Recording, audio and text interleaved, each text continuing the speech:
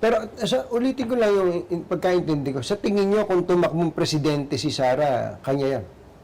Oo, noong araw, oo. Noong Walang araw, tatalo. walang tatalo. Si Inday Sara walang tatalo. Napakalakas. Nakita ko ng mga top for president. Walang lalaban, walang siyang pinakamataas. Kalakasan ni Duterte. Kasi pagka-presidente ka, marami ng mga sip-sip eh. Hayun na nga ho mga kababayan, grabe dito sa video na to, isa sa mga kandidato nitong si dating Pangulong Rodrigo Duterte. Meron ho siyang interview dito kay Kato Nying, itong si Gov. Chavit Singson, palakpakan ho natin. Maya ho, alamin ho at kilalanin natin kung sino itong si Gov. Chavit dyan sa interview niya na yan dito kay Kato Nying. Pero bago ang lahat ng yan mga kababayan, isang like at isang subscribe, masaya na po tayo dyan sa mga gustong sumali sa ating community. Alam nyo na ho ang gagawin mga kababayan. I-click nyo lang ho yung join button sa baba para kayo ho ang pinakaunang makakita sa ating mga reaction video. Ayun na nga, pinagkaguluhan ho itong si Vice President Sara Duterte. Bago ho tayo dumako dito kay Gov. Chavit, panuorin ho muna natin itong kaguluhan na kung saan ang mga tauhan ng VJMP dyan sa Valenzuela pinagkaguluhan ho itong si VP Sara. Naku, ito ho yung mga bagay na hindi makakamtan ni Tamba kahit na anong gawin niya. Ito, panuorin ho natin mga kababayan. Game!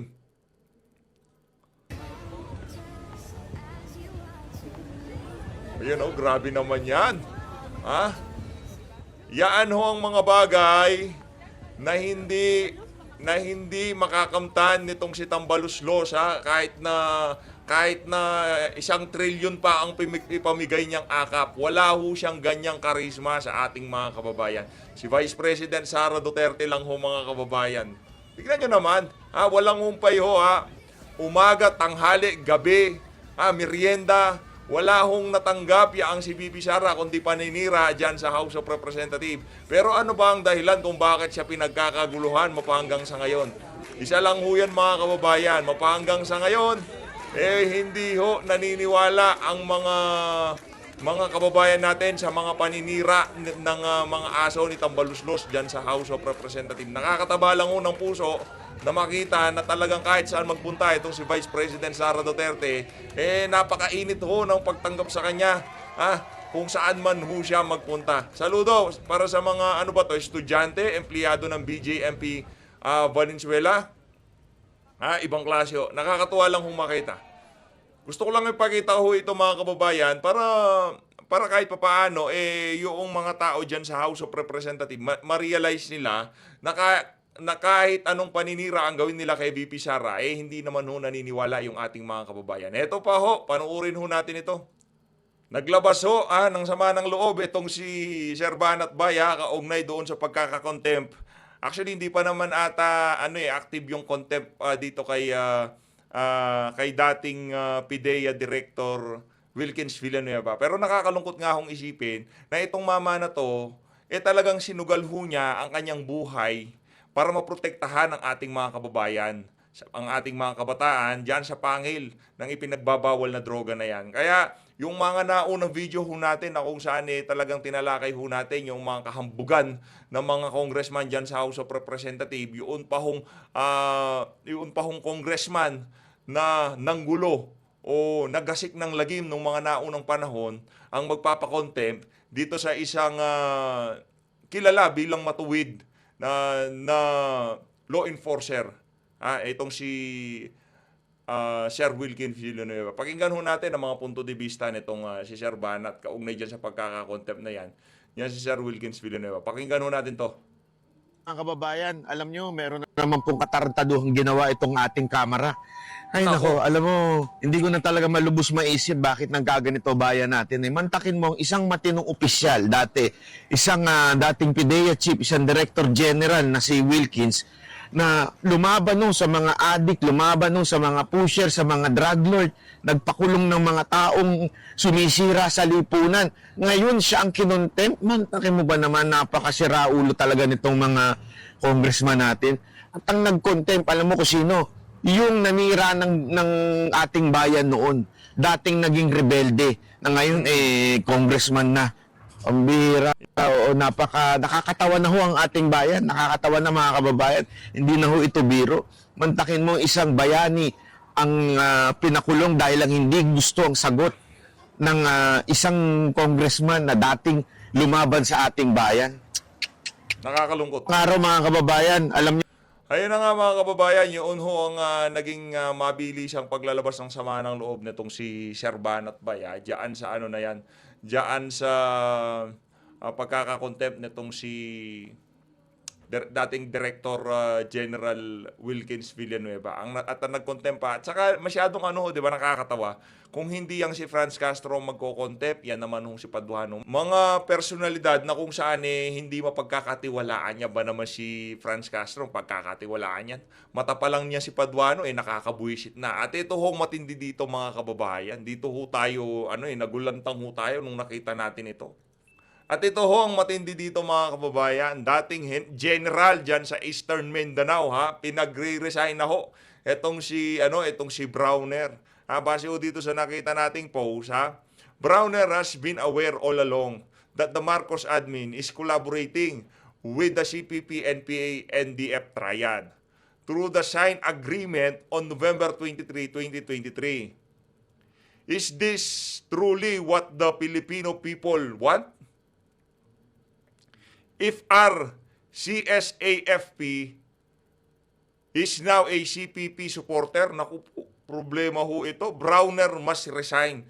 Mga kababayan, di naman hulingid sa kalaman ng sambayan ng Pilipino ang ginagawa na pakikipagsabuatan ng administrasyon ni Marcos Jr. Dito sa dito sa mga makakaliwang grupo para siraan itong si Vice President Sara Duterte. Kaya kung meron ka pang katiting na delikadesa, Browner, mag-resign ka na. Yung mga kasamahan nyo, mga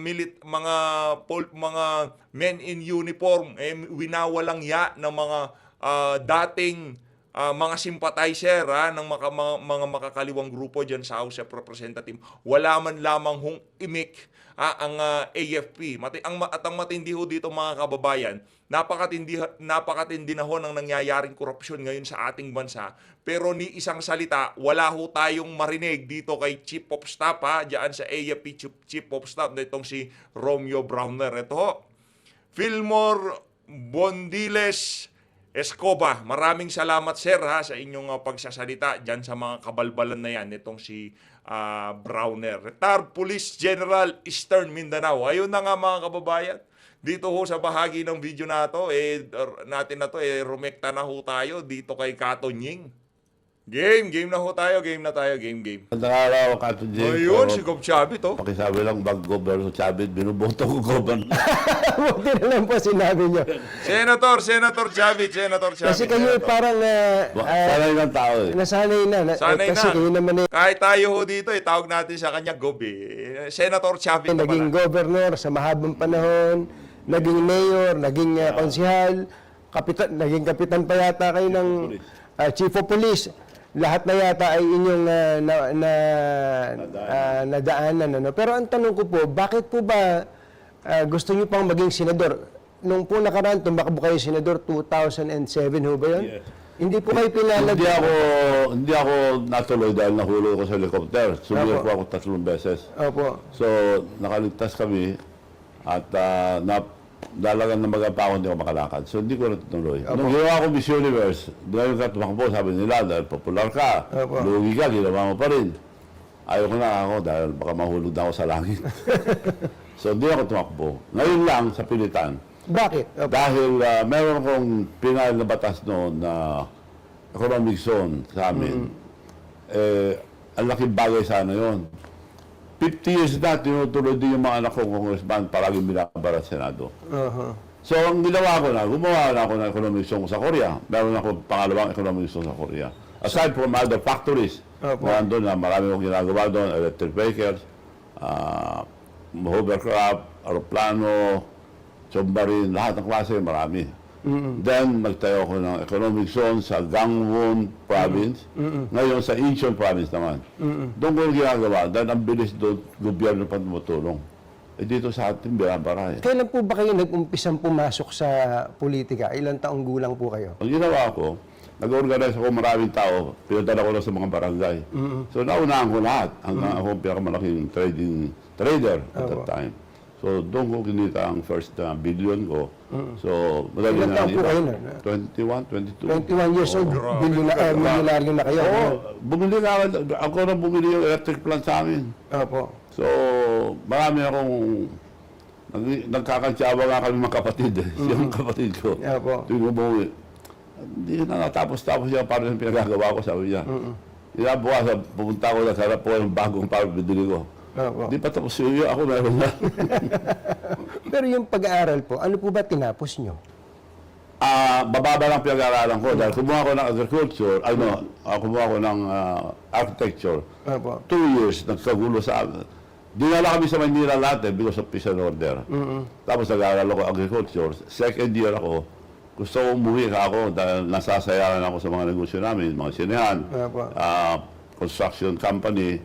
Lahat ang naiwan, balikan ko ako sa tatay ko. Pumayag naman, pero nanay ko ayaw. So, pero tatay ko, hindi ko makalimutan. Marami tinuturo sa amin tatay ko. Ang hindi ko makalimutan ang sinabi niya, o sa magsalita ka, kailangan gawin mo. Kung mawalang credibility mo, wala ka ng kwentang tao. Ganon din nanay ko, negosyante. Ang daming mga pinasabi sa amin, hindi ko lang makalimutan sa kanya, don't put your egg in one basket. Aha. Kaya ngayon, iba-ibang negosyo niya ako. Ang diverse ang inyong Yes. negosyo. Yes. So, wala kayong tinapos sa kolehiyo? Tapos, second year. Aha. Tapos, ako na maalala sa mga sinahan namin, Opo. construction, pati punerarya. Opo. Kaya napilitan ako kumuha ng lisensya ng Ibalbi. Kasi pag may customer kami, Opo. nakikiusap ako sa competitor. Opo. Nahiya ako sa pagpapirma ng death certificate. Nag-aaral lang ako. So, embalsamador din pala kayo? Yes, mababa lang pinag-aaralan natin. Pero I still believe na experience the best teacher. Opo. Madami mga nag-aaral sa wala naman pag sa implementation. Pero experience, nadaanan ko na lahat. Pero yung pong binanggit nyo na yun na tinuro ng magulang nyo, una yung tatay nyo, huwag nyo tatalikuran ng salita. na ginagamit ko. Pero yung sa mother nyo, sabi, yeah. huwag isang Do not put your egg in one basket. Ibig sabihin, kung eto lang negosyo mo, pag bumagsak yun, patay ka. patay lahat. Patay ka.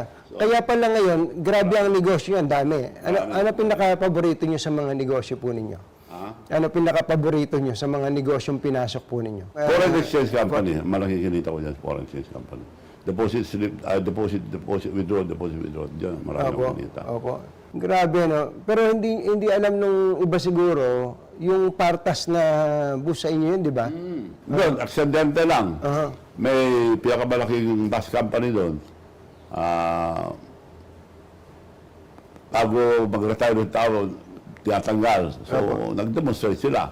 Sinamahan ng mga pare, malaking demonstration. So, patuloy sila. Wala naman may tulong, binibigyan ko lang sila ng pera. Hanggang tumagal, gumulo ng gumulo. Paano ko kayo matutulungan? Magtayo na lang ako sa transportasyon. Ako nagtayo ko, awa ng Diyos, pinakamalaki na ngayon. Grabe, no? Ang laki po ng partas. Ba't po ba partas? Ano bang ibig sabihin ng partas? Meron akong construction company, ang pangalan Satrap. Binaliktad ko lang. Binaliktad ko yung Satrap. Partas. Nagtataon. Wala akong kakumpli-komplikado. Naman ang ibig sabihin sa Ilocano yung partas. Partas means mabilis. Opo, mabilis. Tapos yung satra pala, ibig sabihin governor. Oo, yung governor, Persian governor. Ay, Manong, alam niyo ba kung gaano karami pera niyo ngayon? Ang pera dapat gastusin. Opo. Kasi ako, life is too short. You have to enjoy life. Pero Manong, mga gaano ka... I'm sure, kahit paano may accountant kayo, tatanong, magkano ho ba yung pinakahuling balance nyo sa bangko? Hindi ko masabi, nagiginig biyaya. Nakabisigat tayo. Opo, pero... Pero lahat ng company ko, Opo. ang ginawa ko, kanya-kanyang bayad. Opo, Bawat opo. company, kanya-kanyang Opo. bayad. Marami yung company. Hindi ko na maalala yung bako. Wala lang computer tayo. Opo. Wala na makakalimutan ko na lahat. Opo. Pero alam niyo kung ilan ang bahay niyo? Hindi rin. Hindi sila. Kung minsan nga, may nagyaya sa akin. Every year, nagpapa-beauty contest kami nung araw. Yung vice governor ko nagpakain. Pagkatapos nito, Gob, punta tayo sa disco. Sige. Sa Tomas Morato. Malapit doon, Tomas Morato. Opo. Ewan ko anong hali yun. So, disco kami. Meron akong binili proper. Kasi pag binibili ako, di ako pupunta dahil tataas ang presyo. Opo. So, meron akong binili property dito sa lugar na ito, tinawagan kong sekretary. Yung binili ko na training center ng mga artista pinapadala sa Japan, ako, saan ba yun? Pinalitan na sir ng disco, ganito, ganito. Oh, sige, parang sa akin pala ito. Nakakatuwa nga. Marami ang nakakatuwa nangyari sa buhay. Nung araw may barko ako, cargo, inakira sa akin, tiga Hong Kong, 30,000, buwan-buwan. Pina-service ko minsan sa Malabon, sa dami ng ginagawa, nakalimutan ko. Nasaan yung barko? Ayun nga pala, punta niyo yung barko ko. Nung pinunta, nawala. Ganun po. Nawala. Buong barko. Bahay, baka hindi nyo na maalala. Nawala din ako. Nawalan din kayo ng bahay. 3 bahay. Isa sa Las Vegas, isa sa San Francisco, isa sa LA. Pero, Kasi pagka-presidente ka, marami ng mga sip-sip eh. totoo po. Marami gusto kong Ngayon, ganyan na ganyan ho ang nangyayari sa Malacanang. No, napakaraming sip-sip. mawak sa presidente, mga sip-sip. Siguro gusto kong hiwalay. Kumusta po kayo ni-Erap ngayon? Kaibigan ko, pupunta sa ito sa bahay, pupunta rin ako sa bahay niya. Birthday niya, pupunta ako. Nare-recognize po Oo, ba kayo? tinutulungan ko yung mga anak, si JB, saka si Jingoy. Tinutulungan ko na sila. Magkakaibigan kami, tumira nga sila sa bahay. Ilan po ang inyong mga anak at apo? Alam niyo naman, baka naman may nalilimutan kayo. Dalawa lang anak ko. Dalawa lang ang anak niyo. Dalawa doon sila. Dalawa pa ako, apo. Pagka po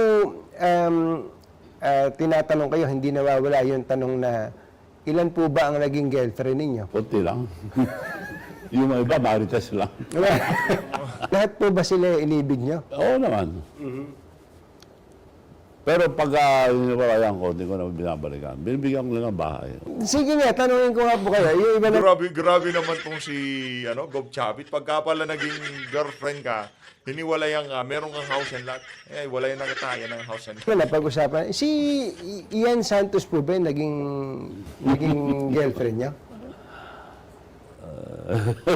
Sagutin niya. Ano mo na lang kay Paolo? Opo. Si Kong po, si Darna. Maraming Darna eh. Depende sino ng Darna. Si Jane De Leon po. Si Darna na Jane De Leon. Hindi, marites lang. Marites lang po yan. Opo. Totoo po ba na pagkabata ang girlfriend mo, nakakabata din? Si Ma'am Seto, may katabi palagi bata pag natutulog. Opo.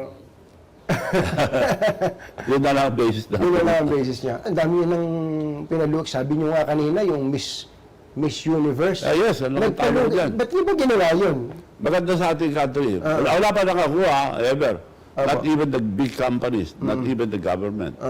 Nung sinabi sa akin, lugi, maganda yan sir, pero malulugi tayo dyan dahil wala nang time. Isa kalabang ko rin, wala nang oras dahil matatapos na yung term ni Pia. Opo. So, nung in-offer sa akin, tinanong ko marami akong company, always kukonsult ako sa kanila. May economic team ako. So, maganda sa ating bansa, sir, pero malulugi tayo dyan. Magkano lugi? 1 million, 2 million? Kung 1 million, 2 million lang, kunin ko ako. Maganda sa ating bansa. Opo. Akala ko, mura lang eh. Opo.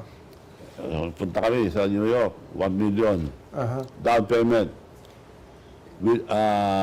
Unrefundable. Tingulat ka agad ako. Oo, $1 million yun. Yung po kasi baka hindi mo gastusin. Opo. So, 12 billion. Opo. Pagdating dito, nag-demonstrate ang mga kababaihan, ginagamit ng tao daw, mga baba. You have to arrange that, you have to give 1 day program for them to explain that it's good for our country. You have to spend another million. 1 million. Sa Miss Universe, mas maganda yung mga talunan. Bakit po? Maganda lang yung mga nanalo, magaling sumagot. Opo. Mas anong ganda mo, hindi ka marunong sumagot, talo ka. Mas maganda yung mga talunan. Opo. Saka, Iiyak pa sa'yo. Gusto ko ang style nitong si Gob Chavit. Magaling ho ito, magaling. talagat po si Mano. Pero meron ba kayong naging girlfriend sa mga talunan? Wala na ba? Ang bira. Pero that makes sense ha. Yung mga natalo, iyak yun eh. Oo, galit pa. Oo, galit. Naglalasing pa. Opo. Iyak kasi oh. Bago lang po ako magtanong kung anong mga gagawin nyo sa Senado, tapos yung mga Ito na ho. ginagawa Ito nyo na na po malupit. ngayon. Ito, gusto ko lang malaman, ano ba opinion nyo sa nangyayari sa bansa natin yan? Okay, magkaaway po ngayon si Pangulong Marcos saka si Vice President Sara Duterte. Talo bansa natin doon. Wala naman sigurong debate doon eh. Ano ba pwede nyo gawin dyan? Opo. Well, ayaw kong makialam dahil nga civilian lang ako. Hindi na ako tumakbo noon para masamahan ko lang si BBM saka si Inday Sara. Pero unang-unang usapan namin, gusto niyang for re-election lang ng Vice Presidency si BBM. Opo. Kaya nung tinawag ako ni Senator Amy, tawagin muna ang mga leaders natin para may idea ako dyan. So tinawag, I use your name because you're the president of the Mayor's League. Sabi niya sa akin, dumating sa bahay nila, thank you for coming so we can start the early campaign of Bongbong for the Vice Presidency. But may plano si Manong Chavit. Manong, can you explain your strategy? Si Inday Sara walang tatalo, napakalakas. Nakita ko ng mga tarpaulin for president. Walang lalaban, walang siyang pinakamataas, kalakasan ni Duterte. So, ba't tayo magpapay ng Vice Presidency? Vice President muna. Pero kung magpapay si Sara, atras ka, I'll have the leverage to talk to Sara. Ikaw ang Vice, protected ka na. Dahil takot siya madaya ulit. So, thank you, Manong. Sabi niya, mga leader, parakpakan sila. So, yun ang ginawa ko. Bawal pa lumabas COVID. Tama. So, nakiusap ako na konting meeting lang. Pwede akong konti. Ginawa ko regional meeting na puro mayors. Puro mayors. All region. Hindi ko makalimutan sinabi ni BBM na Manong, salamat, ikaw ang presidente ng Mayor's League. Nung tumakbo ako nung wala malaman na ako isang mayor, sabi niya. So, puro mayor sa Manila, kaya naging popular na.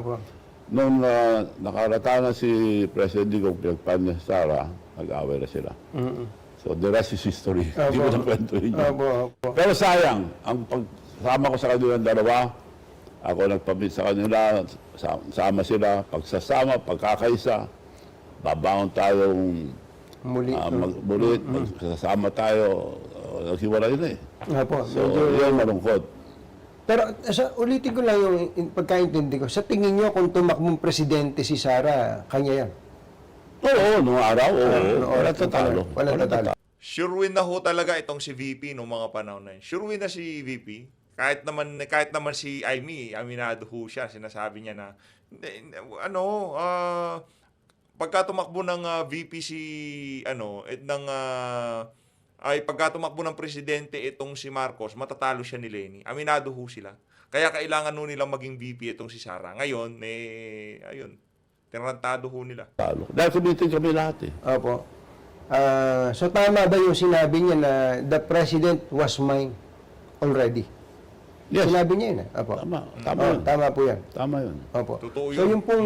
yung pong nangyari, tumakbo nga si BBM na presidente. Tinuloy-tuloy na lang. Tinuloy-tuloy na lang po. Ano po ba talaga ang plano? Tumakbong presidente si BBM. Hindi, bahis ang plano lang. Hindi, ibig sabihin po, ngayong nanalo si BBM, si Sara Icon, ang talaga bang intensyon nun pagkatapos ni BBM, si Sara, 2028. Ganun po. Pwede, yun. Ganun po ang usapan. Ang usapan. Nung tinawagan ko na si Inday Sara, maraming salamat Manong, pero hindi ako tatakbo, masira ang posisyon. Next time na lang. Next time na lang, sabi niya. Tapos nag-decide na tumakbong vice para mag-aaral muna ako, sabi niya. Ayun, mas maganda ako. Sama na sila. So kaya siya nag-slide tumakbong vice para mag-aral. Kaya lang, itong nangyari. Nangyari nga. Opo. Yun po mga sinasabi niya ngayon laban kay Pangulong Bongbong Marcos. Hindi ako pwede makialam dahil civilian lang ako eh. Opo. Siguro pagka senate ako, pwede ako makialam sa kanila. Pero yung po sinasabi niya na at yung obserbasyon din na iba, kaya naman siya ganyan na parang nagwawala ngayon dahil inipit siya. Well, yun nga ang feeling niya. Opo. Sa sama ng loob. Opo. Dahil nga, mga kaibigan niya lahat yan noon, tapos mga tumisira na sa kanya. Yung sobrang sakit sama ng loob niya, parang hindi niya mapigilan ako minsan sa... Yung sinasabi niya ngayon. Opo. Pero Manong, kahit po civilian kayo, habang hindi pa kayo nagiging senador, kung kayo papalarin, hindi ba kayo willing na mag-go-between para po... Pwede, yeah, of course. Pag senator ako, may pakiram na ako na... Pero ngayon nga sa civilian... Mahirap. ayaw. Baka sabihin, sino ka ba? Wala naman tayo. Pero chabit naman kayo eh. Opo. Mas maganda ko may posisyon ako. Opo, okay. Para pakinggan. Ano pong Hindi masasabi? maganda sa ating bansa na may away. Kaya lahat ng nakalaban ko sa politika sa amin, kaibigan ko ng lahat. So, gumanda ang aming probinsya. Yun ang key, no? Kailangan pag matatag, Yes. walang away, Yes, yes. ang makikinabang ang bayan. Opo. Bayan maginabang. Opo. Kung puro away, walang mangyayari sa ating bansa. Walang gusto mag-invest. Opo. Pero sa ngayon po ba, kung gagraduhan niyo si Pangulong Bongbong Marcos sa kanyang pagtatrabaho bilang Pangulo, 1 to 10, pinakamataas, ano ang gagrado niyo sa kanya? Dahil ako magsalita sa silang dalawa dahil ayaw ko lang makialam. Pero sa yung nakikita niyo, As far as President Marcos and Sara, no comment ako. but as far as President Marcos alone, ano po masasabi niyo sa kanyang pamumuno? Wala akong masabi dyan. Wala po. I don't want to comment. Aha. Ibig sabihin, no comment ako. Kasi ano naman ho eh. Kumbaga, ano na yan eh. Kumbaga, yung mga tanong na yan eh, ano na ho eh. Ano na eh. Kita na ng ating mga kababayan yung kasagutan. Kumbaga, itong si Katunying, gusto na lang manggaling talaga dito kay Gov. Chavit, yung nakikita niya, kahit siya, sinabi naman niya, di ba? Yung napakagarapal ngayon ng korupsyon sa ating bansa. Kasi itong si Gov. Chavit, wala pa akong pesto. Tunying, relax ka lang. Pag senador na ako, doon ako bibira.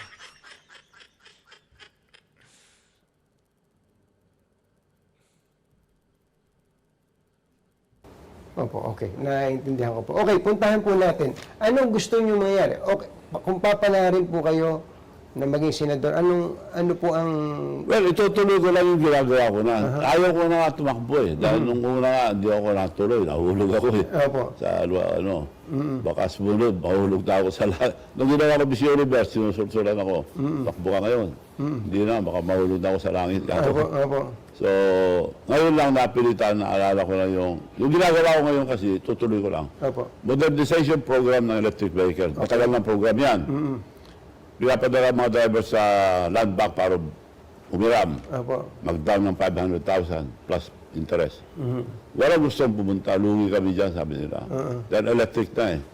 So, nung sinabi ko kay Presidente, nung nagbukas ako ng Dongfeng ko, yung launching ng Dongfeng, Opo. na itong pinakabandang electric company na gawa na sa China kako. And there's a long-time program of the government for the modernization of electric vehicles. Ako na lang bahala magpautang lahat ako. Ako magpautang lahat ng drivers ng electric jeepney, electric tricycle, electric motorcycles. No down payment, zero interest. Sarili yung pera yun? Inutang ko rin. Inutang Iba, yun. Opo. kasi sobra eh. Masyado malaki. Opo. Billions yun eh. So, pero ako na mag-shoulder yung mga porsyento para makaturo sa ating bayan, para mga drivers. Opo. Lugi ako doon. No interest. Saan ka nakakita ang pagpautan ng billions, walang interest? Opo. Sa buong mundo, wala. Opo. Ako lang ang loko-loko magpapautan. Opo. Magkano po ba sa jeep? Mga Yung magkano jeep, po ba? nung nabalitan nila, lahat ng mga opisyal ng transport group nagpunta na sa akin. Pati yung lahat ng mga nagda-demonstrate, kukuha sila lahat. Magkano namin kukunin? Kako hanapin nyo muna. Mayroon ako ng electric jeep company sa Korea. Hanapin nyo muna pinakamura. Ayaw ko ba bintangan na nagde-negosyo? Nagagawin ko negosyo ito para sa inyo. Tulong lang ako. Hinahanap nila sa China, Korea, buong bansa. Opo. Balik sila. Nahanap na namin, sir, 3 million. Dahil aircon, 22-seater, 6 standing, total of 28 passenger. Opo. Aircon, maganda. Pinagawa ko na kagad yung Prototype. prototype. Dalawa, dumating na rito, ginagamit na nila, pati si Secretary Bautista ginamit. Maganda. Quality, malamig. Quality dahil ang side, bakal na manipis na hindi kinakalawang. Opo. Yun ang mga Yung yung makina, pinakamalaki. Opo. So talagang quality. May warranty ho ba yan? Oo, dahil dito ko sa ito eh. Kasi Dumating merong- na sa Lima, Batangas yung mga machine ko. Meron po kasing made in China na...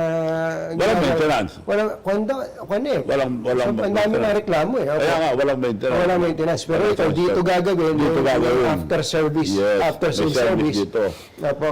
So, dumating na lahat ng panggawa ko, tricycle, motorcycle, yung jeep, makukumpleto ko this December. So, 3 million po yung isang unit. 3 million ang nakita nila. Aha. Tumawad sila ng 600. Opo. Pwede ba namin matuloy ka naman? Pwede namin 2 million 4. Eh, kung 2 million 4, happy ba kayo? Happy kami sir dahil Opo. 3 million nga eh. Di ba sabi ko sa inyo, tulong? Pakita ko sa inyo na tulong ito. Tunay na tulong. At isa lang ang salita ko, kung sinabi ko, ginagawa ko. 2 million 4, happy kayo. Happy sir. Okay, bigay ko lang sa inyo 1.2. Naku. 1.2. 50% From off. 3 million to 1.2. Opo. Yun ang Grabe. tulong, na tunay na tulong. Kasi kung bawasan ko, baka magsuspect pa ang taon, nagdadegosyo ako. Opo. So talaga tulong ko sa So transport. isang Jeep 28 ang malululan, maganda quality, 1.2 million lang. 1.2 million lang. Grabe. Tapos hulugan pa nila 'yon. Wala, hulugan. Pero wala down payment. Walang down payment. Zero interest. Mga gaano katagal po nila babayaran 'yan? Pag magbayad sila araw-araw, ang tansya ko, 3 years sa kanila na yung jeep. Ang tindi nun ha. So ang dami-dami po 'yan eh itong mga Kaya nga, gamit billion ang talo ko dyan eh. siya. Opo. Ubus ako dyan. Aha. Kailan po mag-uumpisa tong January, programa na mass to? production na kami. Aha. Dahil nandito na yung mga machine eh. Opo, Meron na kasi ako sa Korea. Opo. Dinala ko lang dito. At nakausap ko naman yung mga, lahat ng mga electric factory sa Korea kasama ko, sumama sa akin. Pero tulong ito ako. Oo. At cost natin bibigay. Opo. Mga Pero nung dumating sila, sir, pumayag sila 2.4. Baski 2 million lang sana, hindi na tayo masyadong malugi. Lugi tayo dyan. Hindi na bago yung lugi ako, yung bahala ako. Opo. Sasagutin niyo yung Sasagutin ko na lahat yung lugi. yung balanse. Mga gaano katagal pong gawin yung isang unit? Ang mga gawa ko lang 5 to 600 a month. Muna, Opo. kung maraming tutulong dito, makukuha kong gagawa ng parte, mas madali. Opo. So, kung sa isang taon pala, kaya niyong gumawa ng mga 7,000, no? Oo. 7,000 units. Yeah, basta 600 a month. Aman. Opo. A month. Napakalaking bagay po. Paano po makakapag-enroll doon? Kumbaga. Yung mga transport group, kapirma ko lang. Dahil may sasagot, kailangan may entity. Either the mayor, local government code, or governor, or transport group, or cooperative. Opo. Kailangan yun. Dahil na sila maningil araw-araw. Kasi may tinuruan akong tao na, ano ba hanap buhay mo? Tricycle driver, sir. Umaarkila na ako ng tricycle. So, ang hirap ang buhay. So, naawa ko, binigyan ko sa tricycle. After 6 months, tumawag ako. Kumusta ang buhay mo? Gumanda ba? Mahina ang pasada, sir. Ay, yung tricycle mo, binenta ko na, sir. Yun ang problema. Ang gusto ko noon, bawat driver bigyan ko sila ng bahala. Eh, mahirap yun pagka ibenta nila eh. Opo. So, kailangan may entity.